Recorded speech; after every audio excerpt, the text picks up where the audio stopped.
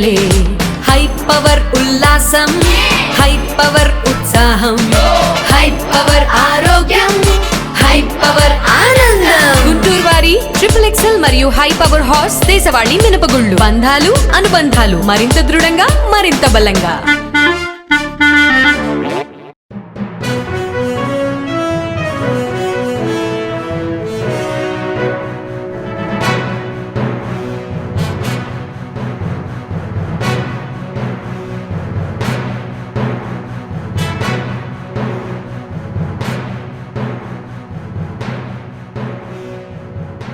నమస్కారం, welcome to NXTG news. ఈనాటి వార్తలు. గుంటూరు నల్లచెరువు 17వ లైన్ ముస్లిం సోదరుల ఆధ్వర్యంలో గురువారం రాత్రి ఇఫ్తార్ విందు జరిగింది. ఈ ఇఫ్తార్ విందును స్థానిక పెద్దలు టెంట్ హౌస్ బాబు ప్రారంభించారు. ప్రతి సంవత్సరం కులమతాలకు అతీతంగా ఇఫ్తార్ విందు కొనసాగుతుంది. సుమారు 1500 మంది ఈ ఇఫ్తార్ విందులో పాల్గొన్నారు. ఈ కార్యక్రమంలో స్థానికులు మహబూబ్ బాషా, బడేషా, ఇర్ఫాన్, గౌస్, అహ్మద్, బాజీ, మీరావలి, మురళి, ప్రేన్ బాషా, శ్రీకాంత్, హస్సేన్, రఫీ తదితరులు పాల్గొన్నారు.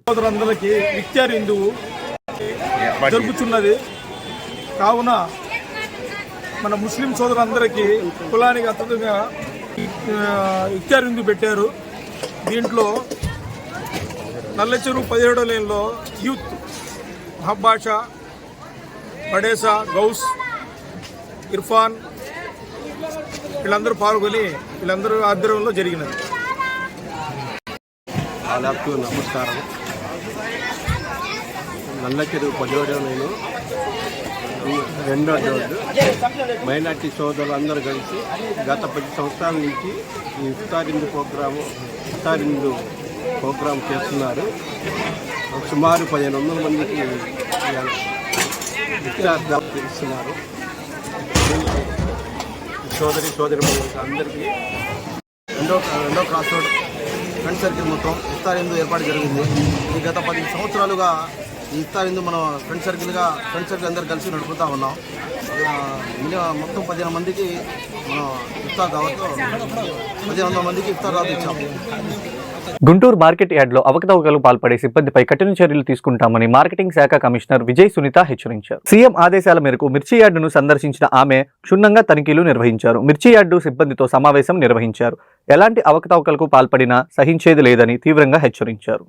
ఎవరైతే కమిషన్ ఏజెంట్స్ కొంతమంది వ్యాపారం నిర్వహిస్తున్నారు, లేదా వ్యాపారం చేసి కూడా చేయనట్టుగా చూపిస్తున్నారు, లేదా గత 3 నెలలుగా మేము అడుగుతున్నటువంటి ఇన్ఫర్మేషన్ ఏదైతే వాళ్ళు ప్రొడ్యూస్ చేయకుండా ఉన్నారో వారందరి మీద కూడా తక్షణం చర్య తీసుకోవడానికి ఈరోజు మళ్ళీ ఒకసారి వారిని అందరినీ కూడా హెచ్చరించడం జరుగుతుంది.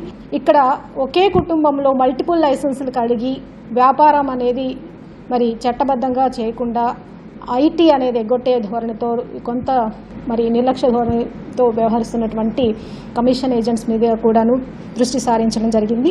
134 మందిని తేల్చడం జరిగింది. దాంతో పాటుగా ఇంకా 27 మంది కూడా మనకు లిస్టులో ఉన్నారు. కంపల్సరీ వీరి మీద యాక్షన్ తీసుకోవడానికి కూడా జాబితా రూపొందించడం జరుగుతుంది. మిర్చియార్డ్లో జరుగుతున్నటువంటి జీరో వ్యాపారం కానీ, కటింగ్ వ్యాపారం కానీ, మచ్చుకాయలు ఇవన్నిటినీ కూడా ఇమ్మీడియట్గా నిరోధించడానికి గాను మనం సిబ్బంది సహకారంతో మరింత ప్రక్షాళన చేసేదిగా చర్యలు తీసుకుంటామని ఈ సందర్భంగా తెలియజేస్తున్నాం. అమెరికా అధ్యక్షుడు డొనాల్డ్ ట్రంప్ ఇదివరకు ప్రకటించిన విధంగానే విద్యాశాఖను మూసివేశారు. వైట్ హౌస్ లో పాఠశాల విద్యార్థులతో నిర్వహించిన ప్రత్యేక కార్యక్రమంలో పాల్గొన్న ట్రంప్ ఆ తర్వాత విద్యాశాఖ మూసివేతకు సంబంధించిన ఎగ్జిక్యూటివ్ ఆర్డర్ పై సంతకం చేశారు. విద్యాశాఖ ద్వారా ఎలాంటి ప్రయోజనం లేదని, ఆ శాఖ అధికారులను రాష్ట్రాలకు తిరిగి ఇస్తామని ట్రంప్ తెలిపారు. అయితే విద్యార్థుల ఫీజు రాయితీ, కొన్ని ముఖ్యమైన పథకాలను కొనసాగిస్తామని స్పష్టం చేశారు. ట్రంప్ సర్కార్ చర్యను డెమోక్రటిక్లు తీవ్రంగా విమర్శించారు. ఇది అత్యంత విధ్వంసకర, వినాశకర చర్యల్లో ఒకటని మండిపడ్డారు. ట్రంప్ రెండోసారి అధ్యక్ష పగ్గాలు చేపట్టిన నాటికి అమెరికా విద్యాశాఖలో 4001 మంది ఉద్యోగాలు ఉండగా వారిలో 600 మంది స్వచ్ఛందంగా పదవీ విరమణకు ముందుకు వచ్చారు. ఏపీ ముఖ్యమంత్రి చంద్రబాబు తిరుమల శ్రీవారిని దర్శించుకున్నారు. మనవడు నారా దేవాంశ్ జన్మదినం పురస్కరించుకొని కుటుంబ సభ్యులతో కలిసి శ్రీవారి సేవలో పాల్గొన్నారు. అంతకుముందు సీఎం చంద్రబాబుకు ఆలయ మహాద్వారం వద్ద టీటీడీ చైర్మన్ బిఆర్ నాయుడు, అర్చకులు లాంఛనంగా స్వాగతం పలికారు. దర్శనం అనంతరం రంగనాయకుల మండపంలో వేద మంత్రాలతో ఆశీర్వచనాలు ఇచ్చారు. తీర్థప్రసాదాలు స్వామివారి చిత్రపటాన్ని అందజేశారు. అనంతరం తరిగొండ వెంగమాంబ సత్రంలో దేవాంశ్ పేరుతో అన్నదానం నిర్వహించారు. చంద్రబాబు కుటుంబ సభ్యులు ప్రసాదాలు వడ్డించారు. దాసాయ శ్రీనివాసాయ మంగళం వెంకటేశ్వర ప్రసాద సిద్ధిరస్తు.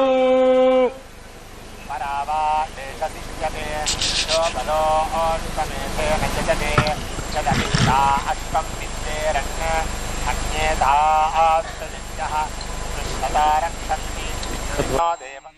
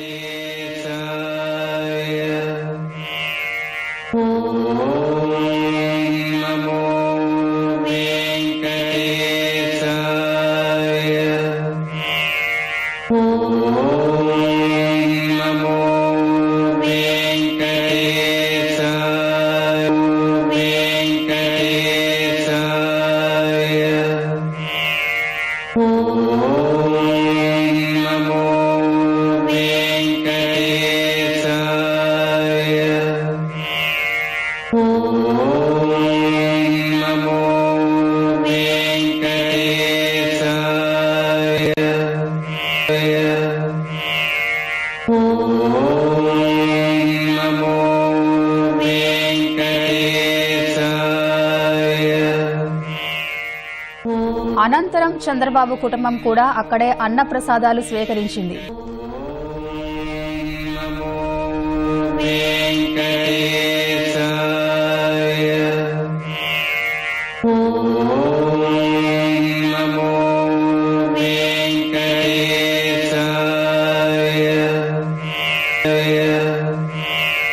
ఏపీ ఎమ్మెల్యేలు ఎమ్మెల్సీల సాంస్కృతిక కార్యక్రమాలు ఉత్సాహంగా సాగాయి. ఉపసభాపతి రఘురామకృష్ణంరాజు దుర్యోధనుడి వేషధారణలో నటించి అదరగొట్టారు. ఏమంటివి అంటూ ఎన్టీఆర్ డైలాగ్స్తో రఘురామ ఏకపాత్రాభినయం చేశారు. ఆయన డైలాగులకు ముఖ్యమంత్రి చంద్రబాబు, ఉప ముఖ్యమంత్రి పవన్ కళ్యాణ్ సహా సభ్యులందరూ చప్పటితో హర్షం వ్యక్తం చేశారు. ఏమంటివి జాతి నెపమన సోత సుతునికిందు నిలువ అర్హత లేదందువా. ఎంత మాట ఇది క్షాత్ర పరీక్షయే గాని క్షత్రియ పరీక్ష కాదే. కాకూడదు, ఇది కుల పరీక్షయే అందువా. నీ తండ్రి భరద్వాజుని సంభవం ఎట్టిది. అతి దుముక్షాకరమైన నీ సంభవం ఎట్టిది. కుండలో పుట్టిదివి కదయా, నీదే కులము. అంతేగాక ఈ కులగురువైన వశిష్ఠుడు దేవకీ వేషయకు వరసి పుత్రుడు కాడా. ఆయనదే కులము.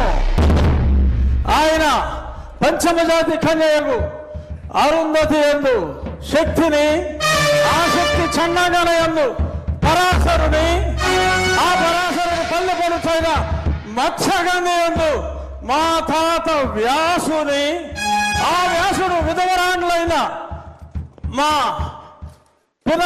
పితామహి అంబికతో, నా తండ్రిని పితామహి అంబాలికతో, నా పినతండ్రి పాండురాజును, మా ఇంటి దాసితో ధర్మ నిర్మాణ సరుడని మీ అందరితో కీర్తించబడుతున్న ఈ విదురదేవుని కనలేదా? నాతో చెప్పిందేమయ్యా. భక్తి క్షత్రబీజ ప్రాధాన్యములతో సంకరమైన మా గురువంశము ఏనాడో కులహరమైనది.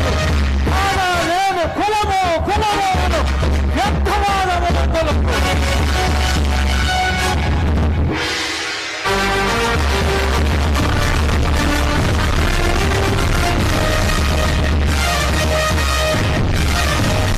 గుంటూరు జీజీహెచ్లో అత్యాధునిక వైద్య సేవలు.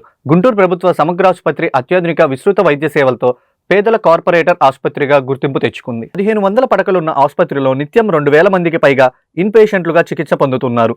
ఎన్నో క్లిష్టమైన వ్యాధులు, అత్యాధునిక వైద్య సేవలు ఉచితంగా అందించడంతో జీజీహెచ్కు రోగుల తాకిడి అంతకంతకు పెరుగుతుంది. ప్రభుత్వ ఉద్యోగాలకు 29% మధ్యంతర భృతి ప్రకటించాలని ఏపీ జేఏసీ ఉద్యోగుల సంఘం ప్రభుత్వాన్ని కోరింది. టీఆర్సీ కమిషన్ ను కూడా వెంటనే పునరుద్ధరించాలని సంఘం నేతలు కోరారు. ఈ మేరకు ప్రభుత్వాన్ని ప్రధాన కార్యదర్శి విజయానంద్ని సచివాలయంలో కలిసి వినతి పత్రం అందజేశారు. 2004 సెప్టెంబర్ 1కి ముందు ఎవరైతే నోటిఫికేషన్ ఇచ్చి అపాయింట్మెంట్ వెనక అయినా కూడా వాళ్ళందరికీ 57 మెమో అనేది ఒక గవర్నమెంట్ సెంట్రల్ గవర్నమెంట్ ఇవ్వడం జరిగింది. దాని అనుగుణంగా ఇతర రాష్ట్రాల్లో కూడా అందరికీ సిపిఎస్ నుంచి ఓపీఎస్ గా ఇవ్వడం జరిగింది. మన జిల్లా రాష్ట్రంలో కూడా 11,000 12,000 మంది ఉంటారు సార్.